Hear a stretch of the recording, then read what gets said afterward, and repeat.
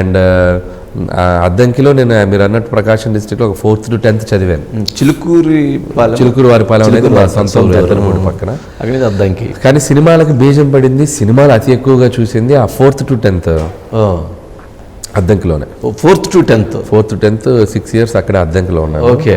So majority of the films అన్ని అద్దంకిలో 2 థియేటర్లు 3 థియేటర్లు అప్పుడు 5 ఉన్నాయండి. 5 ఉన్నాయా? అప్పుడు తర్వాత 3 మూసేశారు. ఓకే. విజయలక్ష్మి థియేటర్ ఒకటి ఉంది, భవానీ థియేటర్ ఒకటి ఉండేది. ఆ ఊరు చివరి ఉండేవి. ఓకే. సో వాటికి రిక్షాలు కట్టుకుని వెళ్ళేవాళ్ళం. మిడ్ నైట్ సెకండ్ షోకి వెళ్ళేవాళ్ళం. సో ఎలా ఉండేదంటే 5 ఏజ్ గ్రూప్స్ ఉండేవి.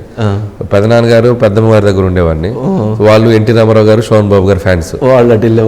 మా బ్రదర్ బాలకృష్ణ గారి ఫ్యాన్స్. నేను అసలు న్యూట్రల్ గా అన్ని సినిమాలు చూసేవాడిని. ఒకరి ఫ్యాన్ ఆల్ కవర్ చేసేవాడిని. సో ఇక మా పెద్దనాన్న గారిది మెస్ ఉండేది.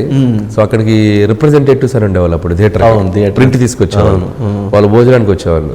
ఏ సినిమా థియేటర్లో ఆడిస్తే ఆ సినిమాకి నేను ఎవ్రీడే నైట్ వెళ్ళి కూర్చునేవాడిని.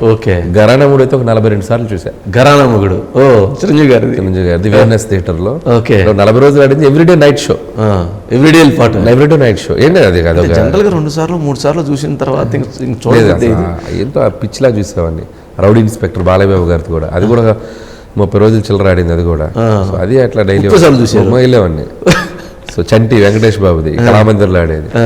సో అట్లా రిప్రజెంటేటివ్స్ వచ్చినప్పుడు వాళ్ళని పట్టుకొని, అదే మీరు అన్నారు కదా పల్స్ చూసిందే చూసి నీలాంబరి కనుక నరసింహాలు ఇలా పెట్టుకొని చూస్తుంది కదా రజనీకాంత్, చూసి చూసి చూసి అంటే జనరల్గా అన్ని రోజులు సెకండ్ షోకి వెళ్ళొస్తామంటే ఫాదర్ మదర్ ఏంటిరా ఏంది అంటే వాళ్ళు కండిషన్ పెట్టేవాళ్ళు.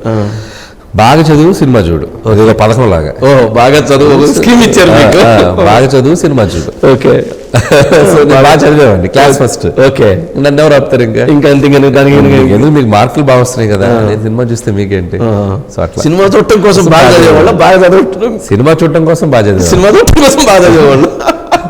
ఈ స్కీమ్ బాగుంది. ఓకే. అక్కడి నుంచి ఇంజనీరింగ్ వచ్చేసరికి పిక్స్కి వెళ్ళింది. ఇక సినిమాలు చూడటం, అక్కడ కల్చరల్ యాక్టివిటీస్లో పార్టిసిపేట్ చేయటం. సో విజ్ఞాన్ మహోత్సవం ఒకటి జరిగింది. అక్కడి నుంచి ఇక ప్రస్థానం స్టార్ట్ అయింది. ఓకే. ఇంజనీరింగ్ ఫినిష్ చేసి 2005లో ఎంటర్ అయ్యాను. జనరల్గా అసలు ఇంజనీరింగ్కి, అసలు ఈ సినిమా ఇంజనీరింగ్కి ఎక్కడ సంబంధం? అంటే చిన్నప్పటి నుంచి ఇంజనీరింగ్ అంటే ఇంజనీరింగ్ ఎక్కువ, అంతే, ఇదే ఎక్కువ ఎక్కేసి అంతే. ఇంకా సినిమా చూసి చూసి అది మన లైఫ్లో ఒక పార్ట్ అయిపోయింది. అమ్మా నాన్న సినిమా అన్నట్టు అయిపోయింది. అమ్మా నాన్న సినిమా అంతే జీవితం. ఓకే.